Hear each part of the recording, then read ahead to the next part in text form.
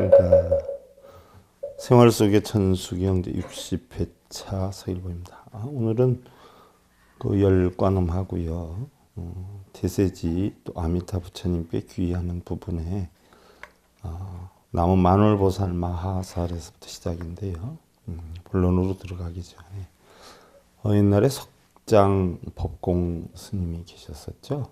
법충 스님을 은사로 또 갱지 스님을 계사로 해서 중국 조동의 종지를 깨친 대선사인데요. 평생을 학인들을 가르쳐서 세상의 도를 구하는 일에 매진하셨던 분이죠. 그래서 학인들을 불법을 가르치려고 노력하다 보니까 한벌 배옷과 나물 밥으로서 끼니를 섬기고 지냈는데 선시에도 굉장히 능했다라고 하시죠. 1102년에 태어나셔서 1181년에 열반을 하셨는데요.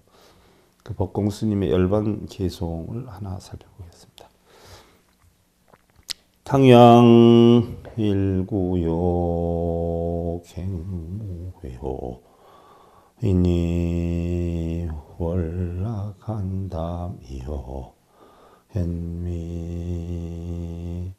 고도니라나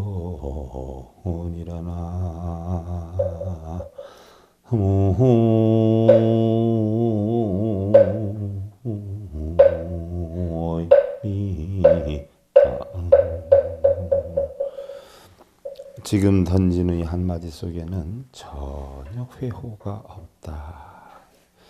의미가 없다는 이야기죠. 또 다른 차가운 연못에 떨어지고 저녁 노을은 옛 나루터에 아득하게 지내. 달이 차가운 연못에 떨어지는데 떨어지라고 기도하거나 빌어서 떨어지는 거 아니죠. 인연의 이치죠. 또 저녁 노을은 옛 나루터에 아득하게 지내 그랬는데 달이 차가운 연못에 떨어지고 저녁 노을이 옛 나루터에 아득하다라고 하는 것은 열반의 이치지요. 공의 이치여요. 세상의 모든 것들은 각기 법성에 따라서 자기의 근기에 따라 움직인다. 그래서 그 한마디 속에는 아무것도 없다라고 하는 세상을 초월한 스님의 열반송에 대해 살펴봤습니다. 오늘은 이제 나무 만월보살 마하살에 대해 살펴보는데요. 나무다 하는 것은 가르침에 따르겠다, 귀하다라고 해 있고요. 만월보살이다라고 해 있는데 만월이다라고 하는 것은 찰만자, 달월자, 달이 꽉 찼다라는 이야기죠. 바로 바꿔서 얘기하면 우리 불교의 이치가 이런 상의 이치지 않아요?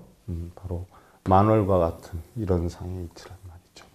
그래서 이러한 이치를 터득하신 보살이기 때문에 만월보살이다. 또 마하살이다라고 하는 것은 마하사트바다라고 해서 대보살이다, 큰 보살이다 이렇게 표현을 하지요. 그래서 만월보살, 큰 보살님의 가르침을 깨우치겠습니다 하는 건데 만월보살님은요 깨우침뿐만이 아니라 상호 또한 또 보름달처럼 혼말하고 중생들의 어려움을 밝혀주는 관음이다. 우리 불교에서 얘기를 할 때 여러분들 해는 보편적으로 부처님의 진리를 뜻하고요. 달을 뜻하는 것은 보편적으로 우리 중생들의 마음을 뜻하는 것이죠. 그래서 해와 같은 진리가 마음속에 가득할 때 달빛이 빛난다라고 해서 달을 많이 표시하는데요. 바로 그런 이치를 터득하신 만월보살, 마하살, 큰 보살님의 가르침을 배워서 바로 그런 진리로 중생들의 어려움을 구제해주는 보살님이기 때문에 역시 만월보살, 관세음 중에 만월보살님의 가르침을 깨우쳐서 중생들의 어둠을 밝혀주겠노라라고 하는 다짐을 세우는 것이죠. 앞을 못 보는 사람은요, 길을 가는데도 어려움이 있죠. 그와 같이 지혜나 진리가 없는 사람은요, 세상살이에 그만큼 앞 못 보는 사람만큼이나 어려움이 따른다. 진리를 알아서 지혜를 깨추어 세상을 살다 보면은요, 이치를 알기 때문에 큰 어려움이 없죠. 그래서 우리가 그러한 진리를 터득해서 결국은 지혜로운 삶을 살겠다라고 하는 건데, 그러기 위해서는 바로 만월과 같은 깨달음을 얻으신 만월 보살님의 가르침에 따라서 깨우침을 얻겠다라고 다짐을 세우는 것이죠. 옛날에 석두 스님께서는요, 제자에게 물잔에다가 물을 따라 보거라. 그렇게 해서 제자가 물을 따르니까 물맛이 참 시원하구나 라고 하시면서 제자에게, 근데 내가 마신 물맛을 그대가 알겠는가 하고 질문을 해요. 무슨 얘기냐? 사실 우리가 고통이라고 하는 것은요, 상상 속에서는 힘들겠다, 어려웠겠어 라고 이야기를 하지만, 그 고통을 겪어보지 않은 사람은 고통의 아픔을 못 느끼겠죠. 예를 들어서 우리가 흔히들 일반적인 입장에서 볼 때 남편이 문제를 일으킨다, 또 아내가 문제를 일으킨다, 또한 문제는 일으키지 않는다라고 하더라도 나의 어떤 생각과 상당히 많이 이견이 있다, 다르다. 또한 자식이 뭔가 의견 대립이 돼서 문제를 일으킨다라고 하는 부분들은요, 자식 없는 사람들이 자식 있는 사람들의 고통을 모르고요, 남편이 없는 사람이 남편의 고통을 못 느끼죠. 또한 아내가 없는 사람이 아내에 대한 그 여건을 느낄 수가 없는 것이죠. 우리 세상의 이치는 그래요. 겪어본 자만이 알 수가 있는 거예요. 그래서 물을 마셔본 자만이 물맛을 알고요, 냉면을 먹어본 사람이 냉면 맛도 아는 것처럼 깨달음도 역시 이와 같다. 깨달음을 얻지 않은 사람은 깨달음에 대해서 알 수가 없다는 이야기예요. 그래서 부처님 진리는요, 부처님 진리를 깨치겠다 다짐하고 이런 데 있는 것이 아니에요. 그냥 부처님 진리를 깨쳐서 그 깨달음의 세계를 내가 느낄 수 있을 때, 여함을 맛볼 수 있을 때, 지혜로움으로 열반의 삶을 살 수 있을 때, 이게 열반의 삶이구나, 이게 행복이구나 하는 걸 알 수 있다라는 이야기죠. 만월보살님의 가르침을 통해서 진리를 깨쳐서 여러분들 지혜로움 터득하셔서 지혜로운 삶을 사시고요. 그 다음에 이제 나무 수월보살 마하살이, 수월보살은 어디에 계신 분이냐? 33관음 중에 12번째 관음이에요. 응화신으로 나타난다. 모양에 따라서 33관음으로 나누는데 그 중에 12번째 관음인데, 수월보살 큰 보살님의 가르침을 깨우치겠습니다라고 다짐을 하는 것이죠. 바다에 연꽃 위에 있는 관음으로 형상을 놔두고 계시죠. 우리 역시 관세음의 대자대비를 깨우쳐서 중생들을 이끌겠다라고 다짐을 하는 거죠. 우리 대부분의 중생들은 중생들을 구제하기 위해서 깨달음을 얻는다라고 하는 부처와 보살님의 사고와는 달리 자기가 원하는 바 지금 어려움이나 또 소원 성취를 이루겠다라고 하는데 많이 치중이 돼 있어요. 그러나 우리 불교에서는요, 어떤 보살이든 어떠한 부처가 됐든 보살의 가장 근본 이념이 뭐예요? 상구보리 하와중생 아니에요? 우리 불교의 근본 이념이 위로는 보리도를 얻고 아래로는 중생을 구제한다라고 하는 것인데, 사실 상구보리 하와중생이 떨어져 있는 게 아니거든요. 위아래는 없어요. 그냥 내 삶 하나에서 어떻게 돼요? 내가 공부를 해서 나보다 못하는 사람한테 가르침을 주는 것과 마찬가지로 내가 배울 수 있는 거 배워서 모르는 사람한테 전해주는 거를 우리는 상구보리 하와중생이다. 일례를 하나 들어서 여러분들 다른 분들한테 좀 부처님의 진리심 좀 전해주세요 하면 대부분의 분들은 아이고 스님 제가 공부한 게 없는데 나중에 공부해서 한번 노력해 보겠습니다 라고 하지만, 공부를 해서 전하려고 하다가 보면은요, 또 그 차원이 또 달라져요. 예를 하나 들어서 우리가 세상을 보는 눈도 10살 때 다르고 20살 때 다르고 30살 때 다르고 50살 때 다르고 60살 때 다 다를 거 아니에요? 그러면 보는 눈이 그와 같이 다른 것처럼요, 공부를 하는 데 있어서도요, 초등학교 1, 2학년짜리들은 초등학교 한 3, 4학년짜리들이 가르치는 게 제일 접근성이 빠르고요. 뭐 초등학교 5, 6학년이다 그러면 중학교 한 1, 2학년, 뭐 중학생이다 그러면 고등학생이 전달하는 게 제일 빠르지요. 왜냐하면 뭐 용어나 모든 것들이 배운 지 오래되지 않은 상태에서 공감대가 형성이 되기도 하고요. 뭐 일례를 하나 들어서 보면은요. 우리 불교에서도 뭐 스님이라고 하시는 분들이 보면 전국에서 선호도가 굉장히 높아요. 그리고 사실 그분이 강의하시는 거 들어보면 불교의 깊이는 하나도 없는데 인기도는 굉장히 높아요. 이게 왜 그러느냐 하면 불교의 이치를 가르쳐줘서 대단해서 인기도가 높은 게 아니라 수준이 비슷하기 때문에 수준이. 불자나 스님이나 수준이 비슷하니까 그거보다 조금 더 아니까 뭔가 대화가 통할 수 있는 거예요. 뭐 예를 들어서 뭐 대학원 교수가 유치원 학생 가르치기 참 힘들지 않아요? 초등학생도 가르치기 힘들고. 근데 수준이 비슷하면 그럴 수밖에 없죠. 그러니까 불자들의 수준이 높으면 또 그런 스님들은 선호하지 않아요.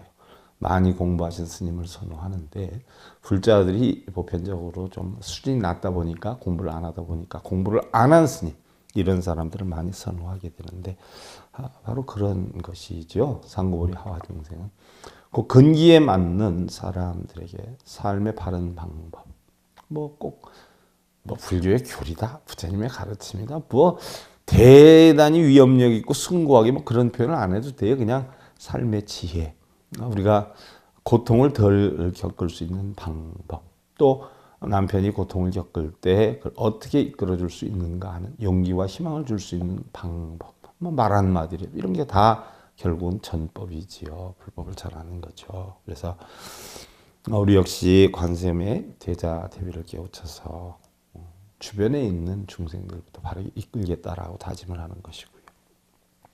부처님께서는요.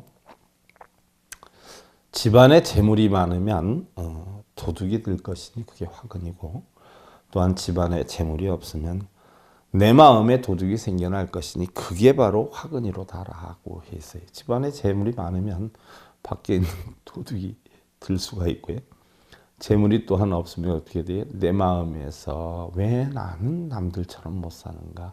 나도 저렇게 살고 싶은데 왜 나는 팔자가 그런가? 왜 나는 남편을 잘못 만났는가?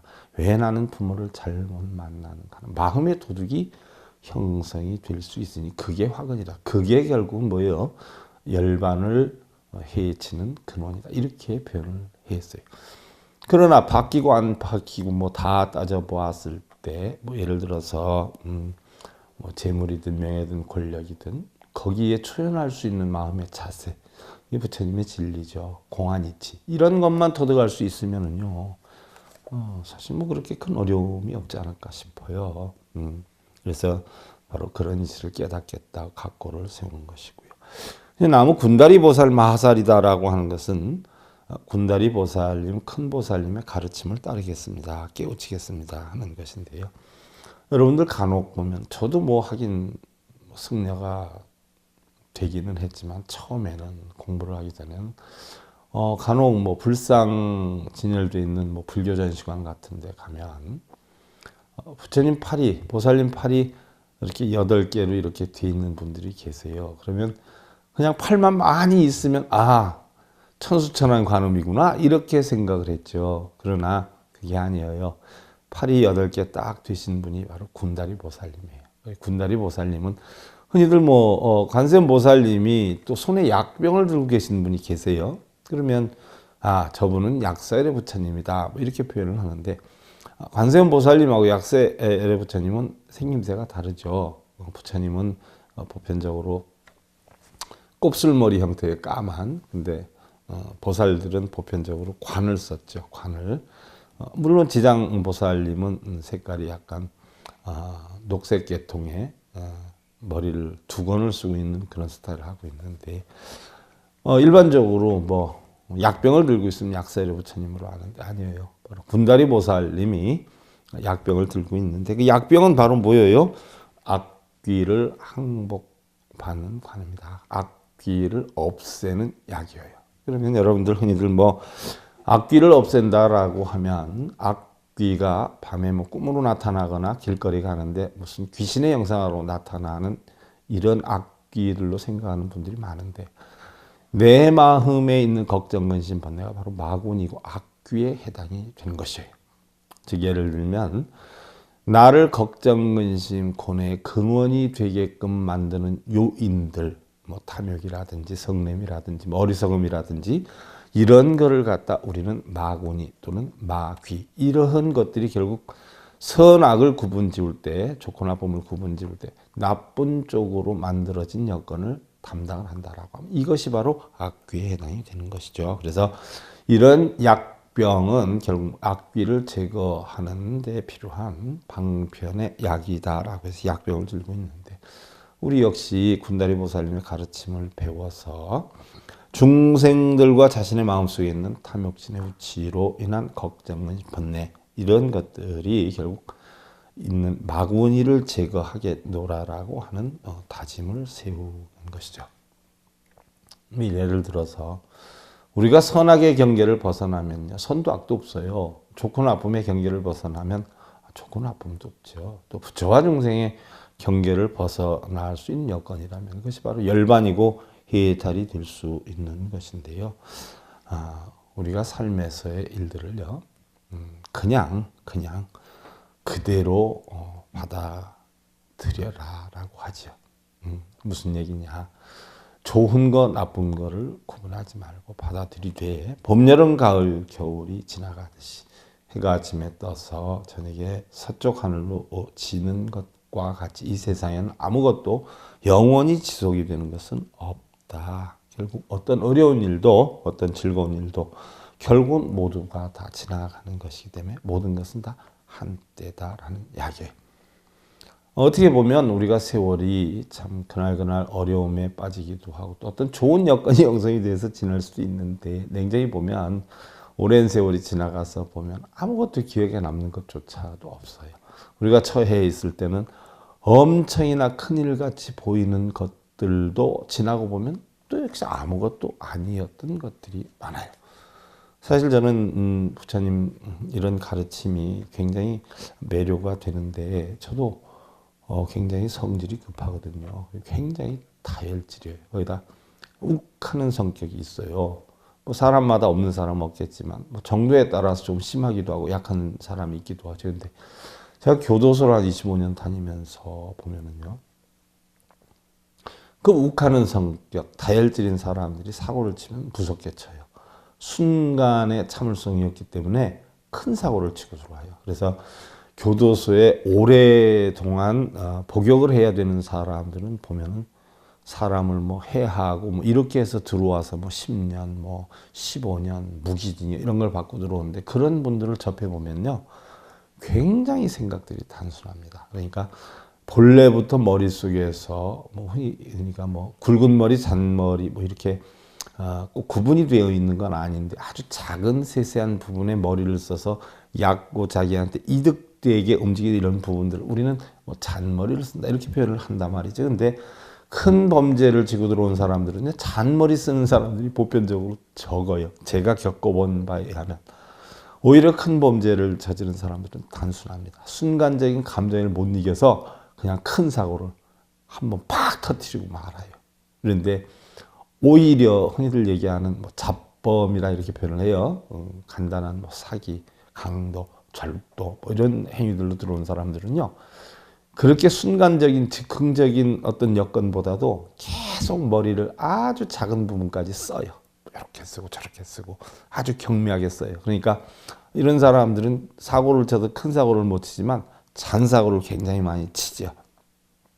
그러니까 이런 어떤 것들도 사실은 지나고 보면 아무것도 아닐 수도 있는 것을 순간에 감정을 못 이겨가지고 결국 사고를 치는 경우가 있는데, 교도소 교화 다니면서 그런 얘기들 많이 했죠.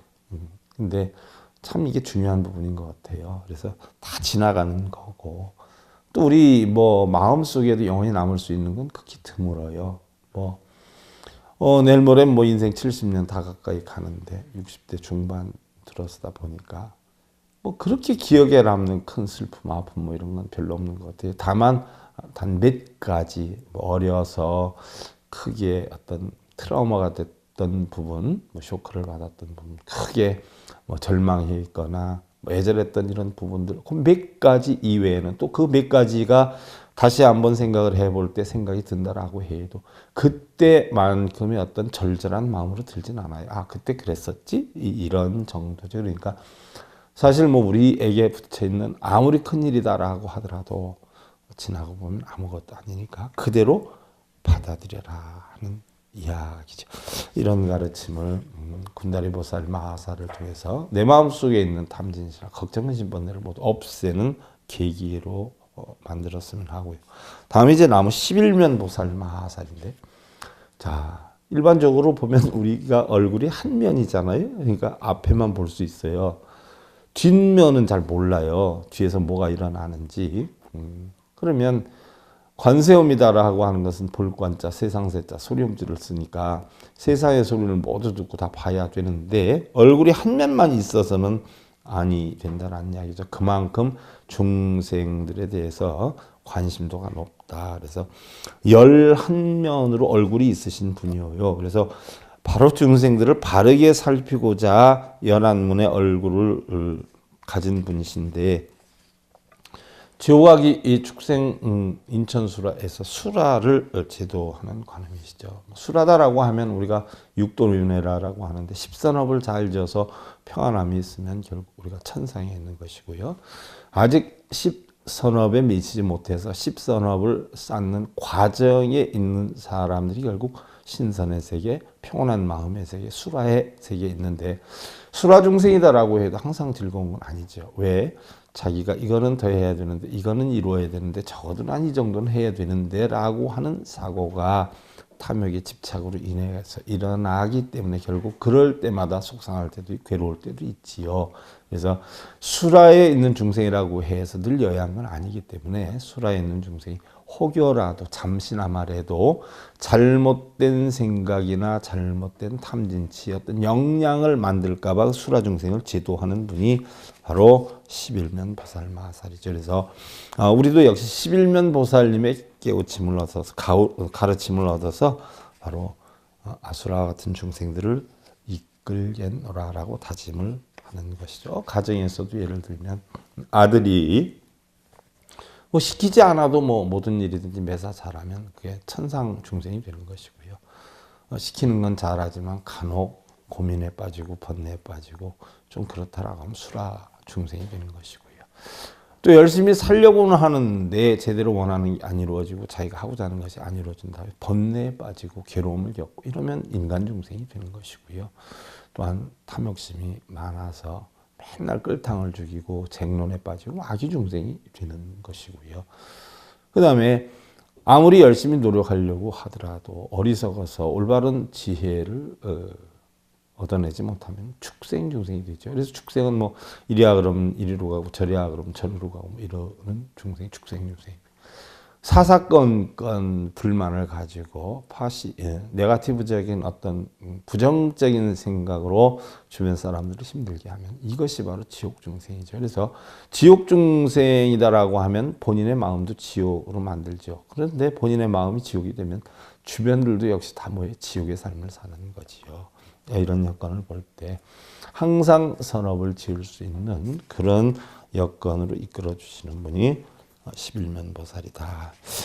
달마 대사께서는요, 수천 가지 경전을 다 설명할 수는 있어도 본성을 보지 못한다라고 하면 그것은 중생을 벗지 못하고요. 한 줄의 글을 읽지를 못한다라고 해도 본성을 보는 사람은 도를 이룰 수 있다라고 했어요. 바로 부처가 말하는 모든 것은 바로 마음의 표현을 뜻한다라고 했죠. 세상에 선하고 악하고 좋고 나쁘고 행복하고 불행하고 모든 영향은 다 마음이 하는 거죠. 뭐 예를 들어서 여러분들 우리 다 눈, 귀, 코, 요, 몸도 다 달고 있단 말이요. 다 각자 달고 있어요.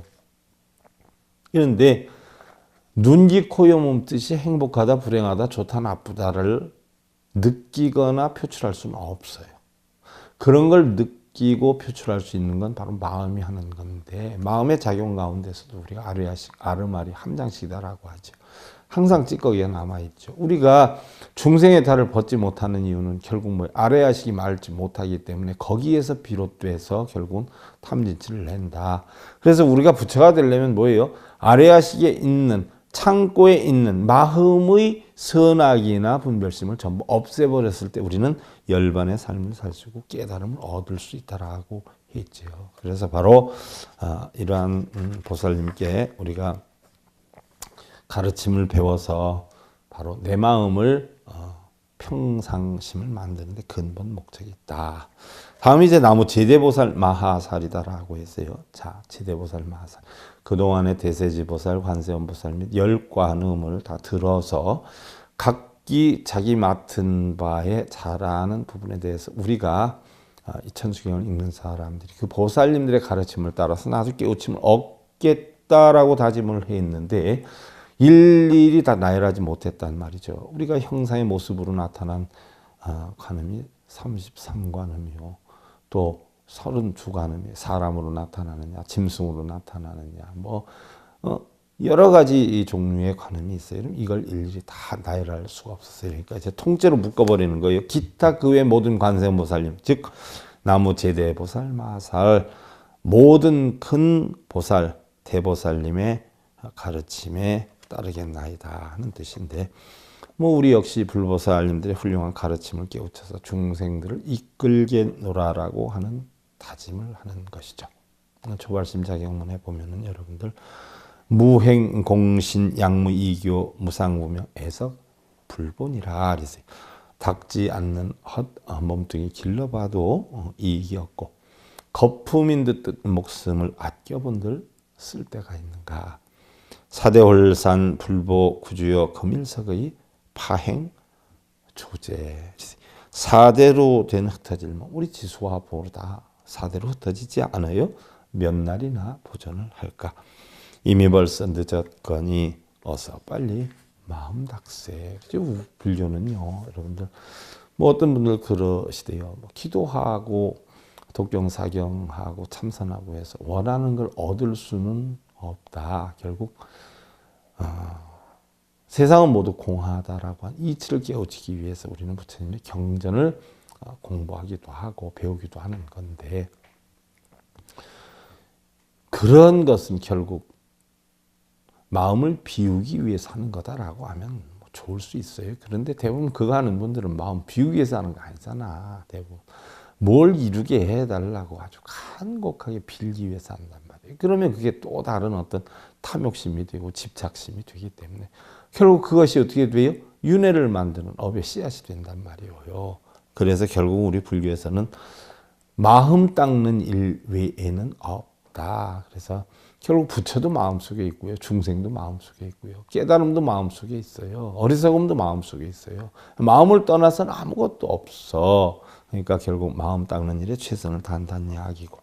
그 다음에 이제 나무본사 아미타불, 나무본사 아미타불, 나무본사 아미타불 하는데 바로 나무본사라고 하는 것은 바로 나무 본사. 스승이 굉장히 많아요. 근데 본사야 본래 스승이에요. 아미타불. 아미타불이. 그럼 아미타는 누구예요? 여러분들 보면 유심정토다. 그래서 정토는 마음에 있고 아미타불이다라고 하는 것은 바로 자성미타다. 우리 본성을 미타다라고 한단 말이죠.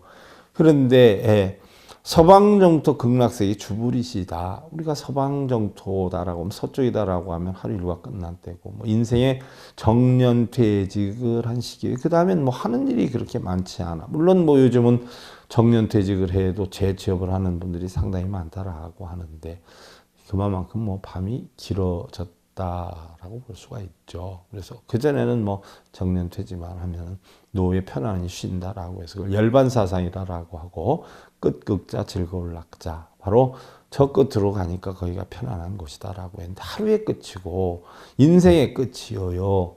그래서 바로 끝극자 즐거울 낙자다라고 하는데 그 극락세계의 주불이 누구냐? 아미타라고 했어요. 그럼 아미타는 누구냐? 우리가 편안함을 얻는 것도 마음이고 괴로움을 얻는 것도 마음이에요. 근데 아미타가 바로 주불이다라고 했는데 서방 정토라고 했는데 아미타는 누구냐? 본성이다라는 얘기예요. 본성. 그럼 본성이 아미타다라고 할 때 우리는 흔히들 뭐 극락하지만 우리 본성에는 극락과지옥이 없어요. 어떤 작용을 하느냐에 따라서 바뀔 뿐이에요. 우리 마음이라고 하는 본성이 어떤 인연을 만나느냐에 따라서 달라요. 어떤 인연을 만나느냐에 따라서 과가 달라진단 말이죠. 과가. 그러니까 선악이 본래는 없었는데 연에 따라서 선해지기도 하고 악해지기도 하고 좋아지기도 하고 나빠지기도 하고 행복해지기도 하고 불행해지기도 하는 거죠. 그러나 아미타는 뭐예요? 이러한 연도 과도 없는 본성을 뜻해요.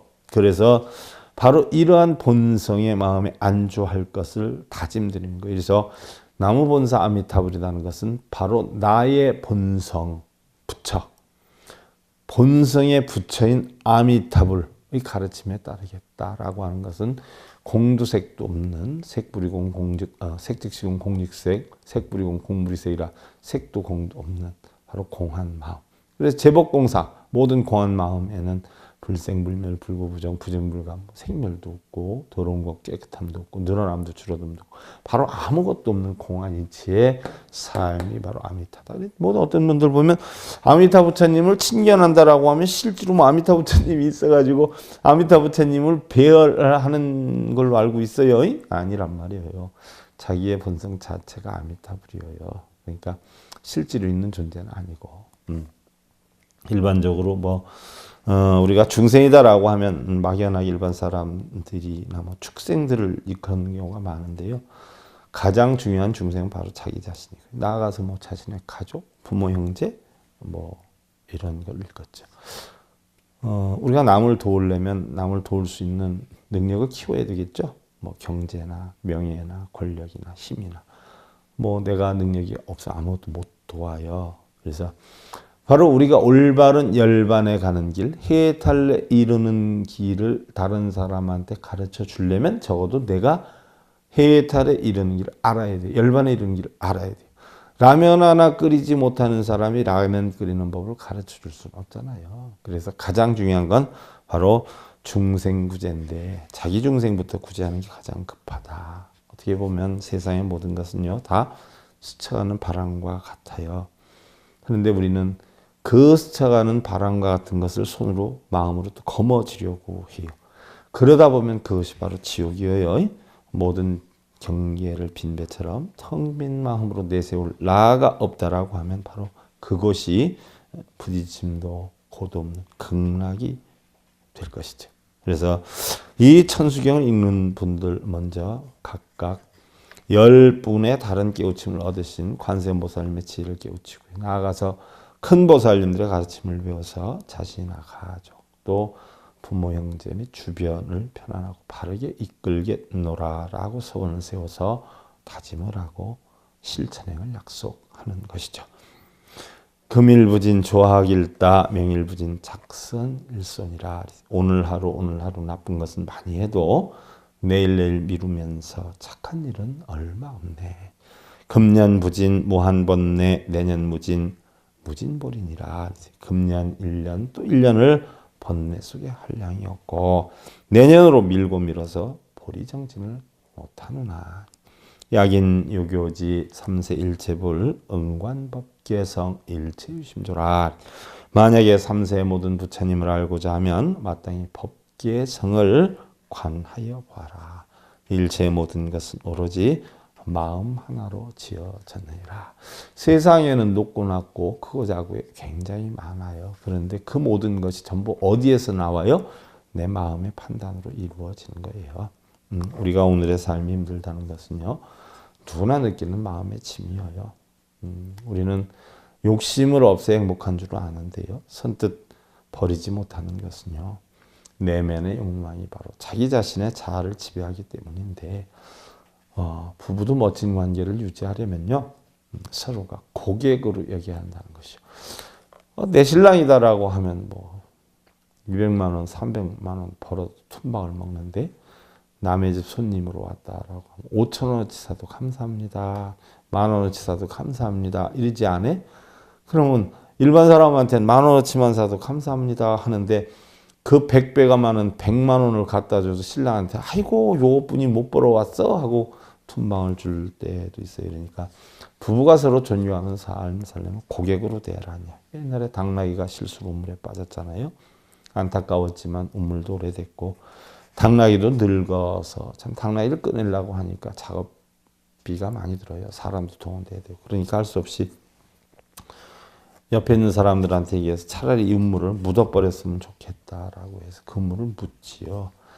당나귀한테로 흙이 날아오고 이렇게 했는데 나중에 당나귀가 묻혔겠다 싶어서 우물 안을 들여다보니까 당나귀가 힝 하면서 거의 우물 윗부분까지 나와 있어요. 그러니까 당나귀는 자기를 묻으려고 버렸던 흙을 떨고 일어나고 해서 결국 우물 위까지 거의 다 올라왔다는 이야기예요.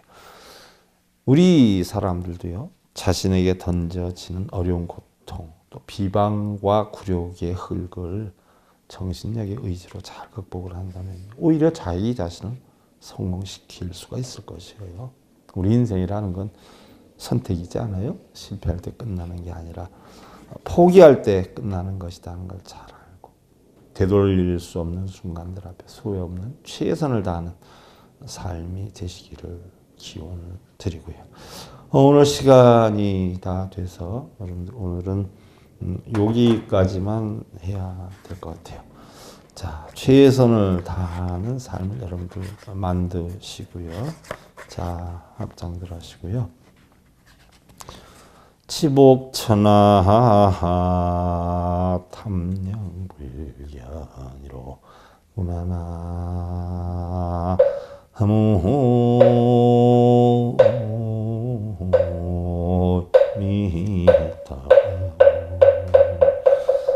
어리석음은 천하를 덮고 탐욕은 도를 보지 못하게 된다라고 했어요. 어리석음은 천하를 덮죠. 탐욕은 도를 보지 못하게 돼요.